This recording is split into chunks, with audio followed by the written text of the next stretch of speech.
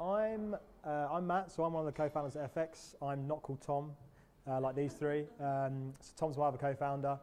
Yeah, we run this unit based here in Old Street in this office for about 4 weeks now. So what you see is kind of us getting this office ready. This wall actually went up like last week, or was it this week? It was yesterday. Yeah, it was quite recently. So it's all very much fresh.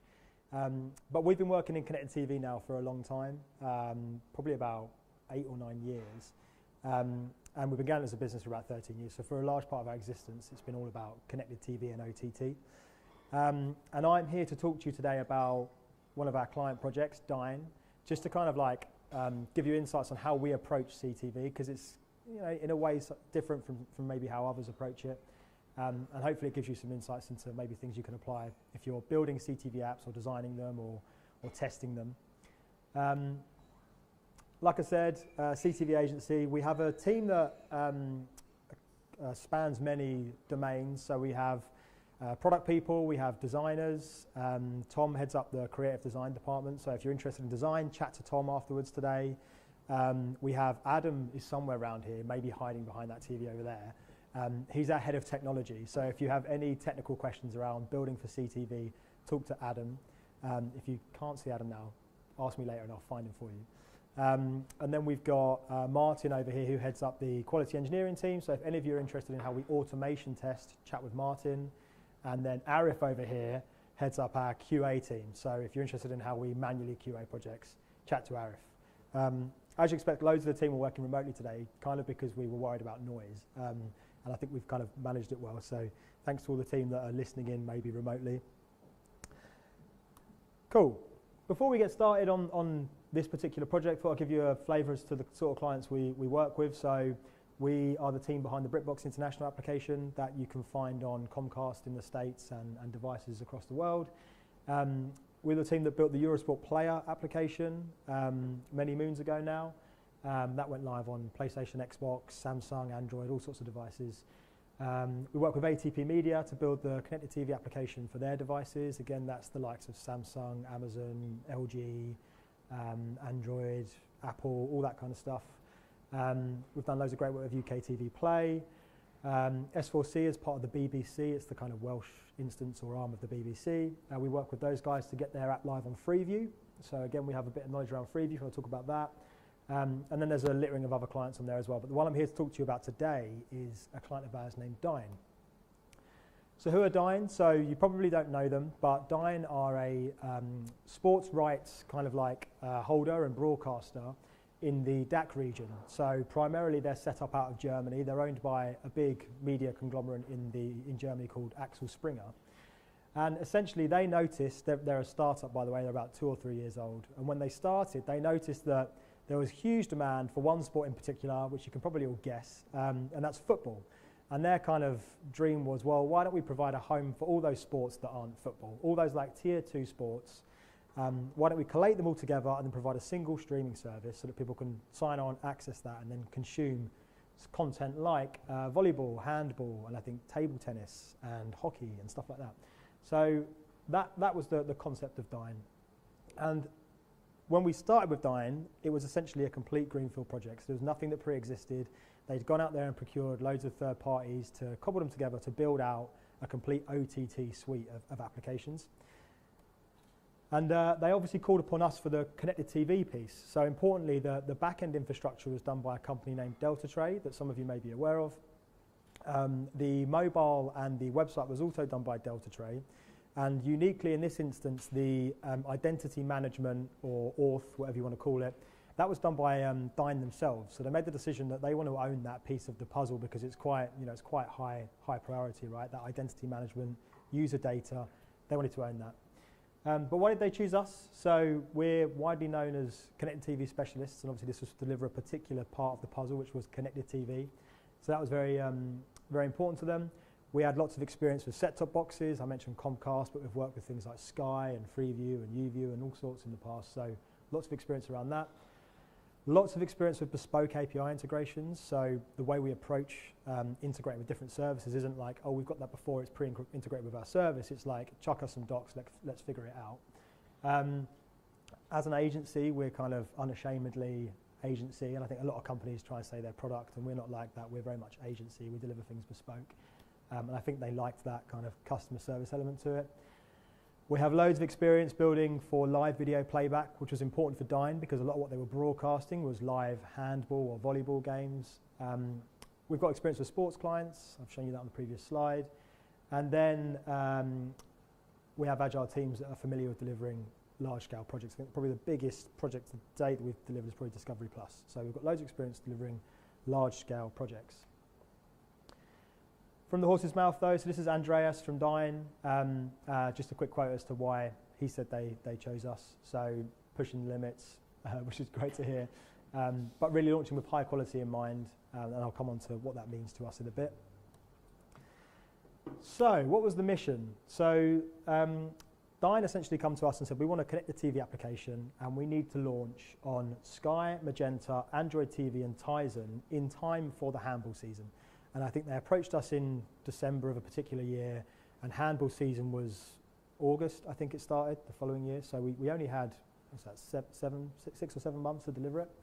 And then they wanted to quickly follow on with Amazon Fire. So you can see from that kind of selection of devices, it's a bit of a myriad of things. It's not necessarily just your typical majors. You've got some interesting ones on there like Sky. So Sky is a web-based set-top box that you launch onto. And within that Sky ecosystem, there's a ton of different devices. So you might have heard of the Stream or the Puck and the Glass. But when you go back, you've got things like the Falcon, which are older Sky boxes. So they needed to target those boxes for Sky. And then Magenta was, I think, an Android-based box. So you can see already we've got a different kind of flavor there. We've got an Android-based device. We've got Amazon Fire, which is, again, an Android-based device. Android TV, Android-based. But we've got Sky and Tizen, which are both web-based in our world. So a bit of a mix. Not just that, but they had some interesting features they wanted to deliver for the application as well. So obviously user login on TV. Most TVs now have a QR code login, but they were building their own, what they call Dyn Customer Center or Dyn DCC, which was their identity management platform. So we had to integrate with a completely bespoke back-end identity management platform and in a way help them build out those APIs and the responses. Uniquely, and probably the most interesting thing about this build though, is that they wanted an element of personalization based on the sport that somebody was coming in to consume. So anyone that come on to sign up to the application would choose their preferred sport, and that might be handball, and the interface was then optimized for them to consume that sport. But at any one time, they wanted the user to be able to go into a sports switcher on connected TV and then switch their sport to, say, volleyball, and suddenly it would bring them all the volleyball content. So it was like having a home for your favorite sport, but being able to switch between those different homes. So it's a bit of a unique feature. Live video playback, as I've mentioned, is important. DRM and content protection to them was really important as well because they've acquired these rights from lots of companies that would prefer that they didn't get pirated. And then, of course, editorially controlled page layouts is super important for them as well. And for that, we integrated with the Delta Tray Axis CMS and their Rocket API. So to sum it up, brand new technology infrastructure. So starting from nothing in December, 4 launch devices with one Amazon Fire quick to follow, and then the movable deadline. So we were sitting there with nothing in December, and we had to have everything ready and live by August. So there's a lot to do, and it was really important for us to be efficient. So this is kind of the story about how we introduced that efficiency into the project. So this is how we kind of set up the project, and this is typical of any project that we do of this kind of size. The first thing we do in any project is a kick-off workshop, and this is an opportunity for us to kind of look at each other across the table and work out what roles we all play in a particular project. I think something I learned really recently actually is we have roles in a project that are like lead engineer or lead QA. And what I've learned is that lead engineer means something different to everybody. So what we do is we get everyone in a room and go, right, what is lead engineer to this team? What is lead QA to this team? Because it's super important, because a lead engineer might go, well, I don't like doing client calls, but I really like doing the discovery for the tech stuff. But one of the more junior people might be looking at them going, you're the lead engineer, you should be doing all the client calls. But it's different for every team. We had design teams from 3 different parties working together, and that was important to collaborate on. Really important to ensure that designs that were done for the brand and the mobile and the website were reflected on the television efficiently and effectively. and that was obviously Tom and his teams and Eslam's, wherever Eslam's gone, responsibility. Aligning on objectives, so really important to understand what objective and milestones we have. I mentioned here the launch for August. And then technical planning, so we do lots and lots of technical planning very early on in a project. And in this project, there was a lot of things like sequence diagrams being thrown around, lots of infrastructure diagrams to map out exactly what the TV application and the wider system look like and how all these different various parts interface with one another. And in terms of the project team, we assembled a project team. So the project team consisted of one project manager, 3 front-end engineers, one of those being that lead engineer I mentioned, 3 QA testers, one of those being kind of like the lead QA tester, and then also support from our quality engineering team, the 2 back there on the audio, for all the automation stuff that we implemented. So quite a nimble team, but a big enough team to deliver something of this scale.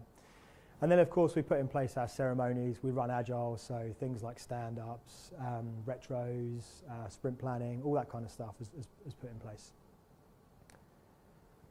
Cool. One of the things we do really early on in any project is make some really important decisions, and there was a few that kind of struck us in the face on this one. The first one is really important. So I think with a lot of our clients, because we're building for connected TV, I think a lot of them assume that the video player should just work, right? They assume that it's going to be the easiest part of the project. You're building for TV, you just give it a HLS video and it just works. That is not true. So what we do is very early on, we start with building out the video player. It's not often the first thing we're building. So right now, we've just started with a new client about 2 weeks ago. The first thing we're doing, we're not even started the UI yet, we're already building the video player, because we know that the video player is the place that the customer's going to spend 90 to 95% of their time, and therefore it has to work robustly and really effectively. In this instance, we were using a pre-existing video player that Delta Tray had called Diva, so our responsibility was to take their SDK and integrate it into our build. And obviously we had something interesting going on here where we had Android versions of the application and web versions of the application. I'll come on to how we used a bit of innovation to deliver that in a bit. Furthermore, we made the decision to use a web-based approach for delivering across all these different devices. Now, when we've got a very short time frame and a team size that we had, running a parallel Android stream alongside a web-based stream to deliver 2 separate applications is too big an ask. So to gain efficiency, we were able to use a single web-based application that we also used across Android, Amazon Fire, and also those Magenta devices as well. And again, I'll come on to how we did that in a minute. Third, we used a framework called Lightning.js. I know many of you will be familiar with this in the room. A lot of TV applications are traditionally built using HTML and JavaScript and essentially render things to the DOM in DOM nodes. What Lightning does is it renders things to the canvas using WebGL. And there's an argument to say that's more performant, but it really depends on the device. But what it brings to us is consistency across devices in the UI. So rather than having to play whack-a-mole with CSS on every different device, we're able to just throw it up on every device, and the UI is pretty consistent across all of them. And then the last thing that we do with any new project, which I think is another like life hack in the world of CTV, is we make submissions to the app stores even when our apps aren't ready. So when we've got a homepage and a video player in our application, we'll submit it to Android, we'll submit it to Apple. The reason we're doing that is because we're priming the app stores to start that discussion with them. We know that sometimes you'll submit to Samsung and it will take 12 weeks before they get back to you, right? I've all experienced this. And in doing this, we're able to start a dialogue with them way before the app's even ready. And obviously there's buttons in there you can hit to say, don't go live yet. Just make sure you hit those buttons. But we do that to start building that relationship early on, and it allows us to much more effectively plan when we're going to launch this stuff. So, how did we make ourselves efficient throughout this entire process? So the first thing I'm going to talk about, and I'm not going to do as good a job of it as Tom will, so if you're really interested in design and how we approach this, talk to Tom or Eslam, who's somewhere around here. But our design team essentially used a linked file structure that allowed us to make modifications to certain components within a kind of source file, and then it updated them across loads of different files. That meant that we didn't have to go and change a design in 100 places every time a client wanted something different. It meant that we could update it in a single location. And we did this with brand colors, topography, grids, buttons, icons, and other UI elements. So it allows us to be way more efficient in design by linking lots of different design files. Yeah? Cheers, mate. Nice. The other thing that we do, and I mentioned this earlier, is to have a kind of build the UI once and deploy it in as many places as you can. And this meant that we could have that single work stream running in a web-based JavaScript setup, which was using Lightning, the framework. And then we could build this and then wouldn't need to render things in CSS. Instead, in Lightning and in WebGL, you're basically positioning things on the canvas using coordinates. It's much more literal and absolute than using CSS that has, you know, relative positioning, absolute positioning, all sorts, right? There's no box model in WebGL. And it just means that, like I said earlier, once you've built it once and you get it up into different devices, the UI is just the same on all devices. The developer's job then becomes much more about, okay, how can I now optimize for performance? So suddenly we've gone from a world where we're going through pain to get CSS working everywhere, and instead we're looking at how can we change the way that our JavaScript's written to make it way more efficient. These two images here are actually GIFs or GIFs, depending on your preference. The one on the left is the sky box, and the one on the right is the magenta box. So I think in this instance, the magenta box was slightly more powerful in terms of its resources. And as you can see on the right, we've got some little animations going on, like scroll animations. We're moving through cards. On the left, in the sky instance, the only difference these two apps have is that we switched off the animations in the sky one. And you can see it's like navigating around, and it's a bit more like, jumpy than the one on the right. I haven't shown you Samsung, but Samsung's the same as the magenta instance. And all we're really doing is turning on and off those animations. And otherwise, if we're making performance optimization improvements, it's generally stuff that can be applied everywhere. So you can see how in building using WebGL, essentially, we're able to get much better coverage across many devices in a much quicker time. And really, the effort, as well as performance, becomes about, right, how can we get video playback working well across all these devices? So video playback. Now, I mentioned earlier on that in this project we used the Diva player, which is Deltra's video player, and that we also had two different flavors to work with, Android and web-based devices. Now, what we did in this instance was we wanted to make the best use of the SDKs that Diva had available. On Android, that means using the Android SDK. And anywhere else, it means using the web-based SDK. Now, it would have been easy for us to go, right, let's just use that web-based SDK on Android, right? Let's just chuck it in there and have the web-based SDK rendering everywhere. But we knew we'd get better performance from the video player if we used the native Android SDK, which ultimately renders things using Kotlin. So our web application for the Android build loads it as a web view in that Kotlin application, and we built a commuter SDK that essentially allows us to push commands from JavaScript into native Kotlin. That then allows us to invoke the SDK that we have for the Android build, and then everything you see from, I'll let this GIF restart, but everything you see from us selecting a tile and then going into the player here then hands off to native. So from this point on, it's rendering it's playing in Kotlin, basically.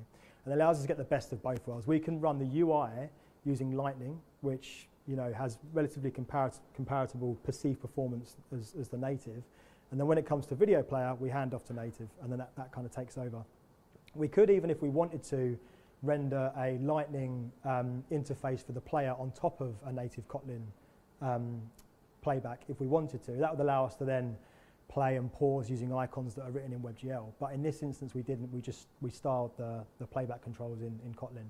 But it's just a nice way of being able to maximize the native features in the application. And that commuter SDK actually we built for this, I think does a couple of other things in this application. I can't remember what they are, but it allows us to invoke other native capabilities of Kotlin within that kind of web view instance. And again, if you can find Adam, he'll give a much better explanation as to where we're using it and what it does in this application, because he worked on it. Cool. The last kind of efficiency that we introduced to this project was automation testing. If you walked in today and walked past that lab at the back, that is our automation lab. What that lab is doing is every day about 6 o'clock, I think it is, getting the nod, it kicks off our automation regressions. So every single one of our customer applications is loaded onto the devices that are relevant for them, and then a regression suite of tests starts running automatically every night. Now what happens is, in the morning, a QA, like Raj over here, who's with like 6 devices and screens, will jump in and he'll look in Slack, and our automation technology will have pinged those results through to Slack so he can start reviewing them.